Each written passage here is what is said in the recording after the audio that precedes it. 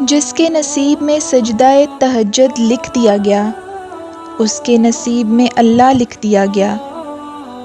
جیسے محبت کی انتہا کو پہنچ کر معراج کا افسانہ لکھ دیا گیا۔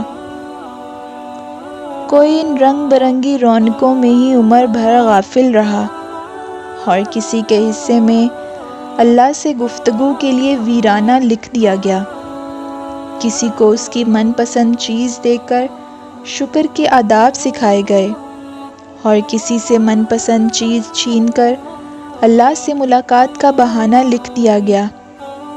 کسی کو آزاد کر دیا اس نے اپنی ہر چاہت سے، اور کسی کے سامنے نیکی اور بدی کا پیمانہ رکھ دیا گیا۔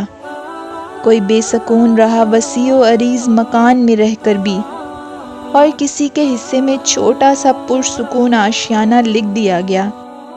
کسی کو پلائے گئے مسلسل ضبط کے گھونٹ، اور کسی کے حصے میں صبر کا نوالہ لکھ دیا گیا۔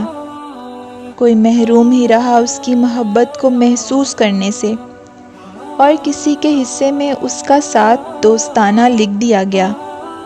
سارے دن تو سب کے لیے برے نہیں ہوتے نا، کبھی رو دیے حالات وقت پر، اور کبھی مقدر میں مسکرانا لکھ دیا گیا۔ یہ تو تقسیم ہے اس کی، کوئی مجرم ٹھہرا کوئی مظلوم، کسی کے حق میں گرنا ہو گیا لازم، اور کسی کے حصے میں گرانا لکھ دیا گیا۔ جو بار بار پکارتا ہے اسے، اس کے پکارنے پر رش کرتا ہے وہ۔ کوئی ذرا سی دیر پر ہو گیا مایوس، اور کسی کے حصے میں بار بار سر کو جھکانا لکھ دیا گیا۔